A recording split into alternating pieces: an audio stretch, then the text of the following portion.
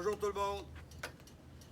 Alors comme promis, aujourd'hui, on vous fait visiter le plan entier de sucre à la crème qu'on s'est bâti ici. Alors on va commencer par le rez-de-chaussée, le devant de la maison, comme vous l'avez déjà vu. Et on entre par l'entrée principale. Viens-t'en mon amour.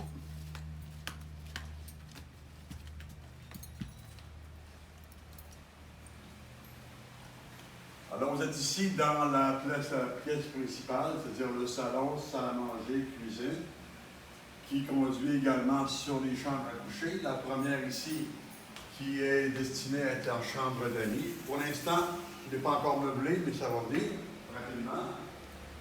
Quand même une belle grande pièce, bien lumineuse. Et chacune des pièces d'une chambre possède à la mode mexicaine sa propre salle de bain.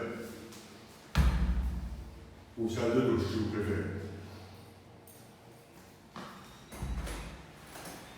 La deuxième.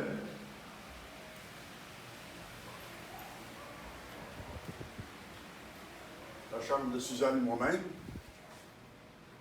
Il faut toujours se rappeler que quand on a acheté la maison, naturellement, on est arrivé avec chacun 2 valises. Alors, on n'avait rien, à part des vêtements et des chaussures.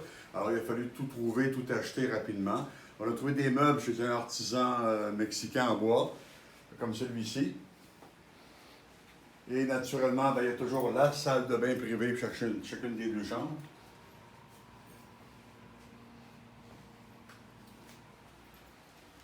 On continue par ici. La cuisine, typiquement mexicaine, donc il n'y a pas d'armoire sur les murs. Tout se fait sous le rangement ou encore dans des étagères. Et avec le frigo et le poêle qu'on a dû acheter naturellement pour meubler le tout. On ressort par l'arrière.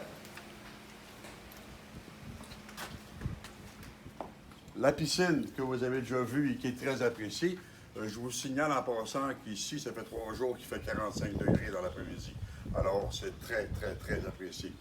Le palapa, ici, ce qu'on appelle un abri fait de paille et de bois, qu'on appelle un palapa, qu'on a fait construire. C'est très, très pratique parce que ce serait intenable ici dans la journée. Ce serait un enfer.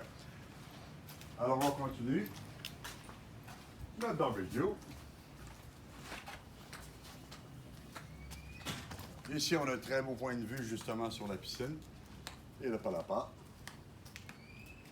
Et ma fille qui transporte ses papicus. On a fait installer une douche extérieure quand on arrive de la plage pour se rincer.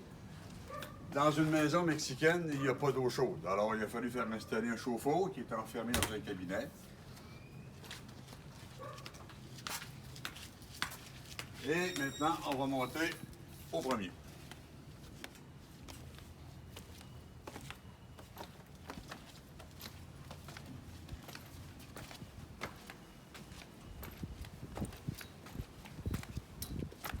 Alors, on entre ici dehors, on fait un coup d'œil sur la terrasse.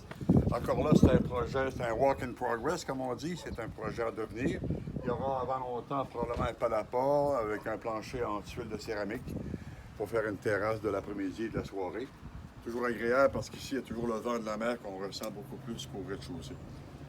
Je vais jeter un coup d'œil d'ailleurs sur les luxueuses résidences du bord de mer. Donnez un coup d'œil. Et maintenant, on entre dans la chambre de Camille et de Claude.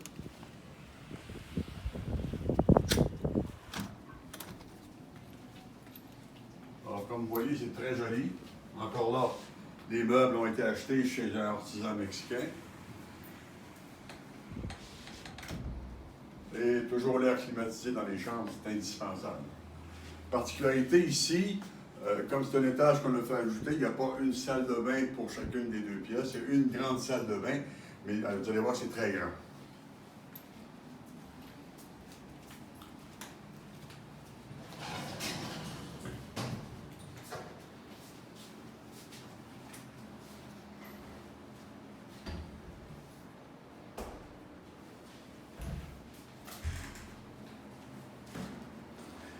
Et pour terminer, la pièce qui sert de bureau à Claude, parce que Claude travaille naturellement toute la semaine. Alors, ça prend son endroit à lui. Il y a encore des choses à venir, l'amélioration naturellement, mais pour l'instant, c'est quand même très agréable et très frais de travailler. Et finalement, on ressort sur la terrasse.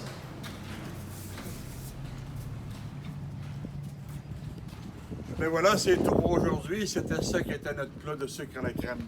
Alors, salut à tous et bonne chaleur.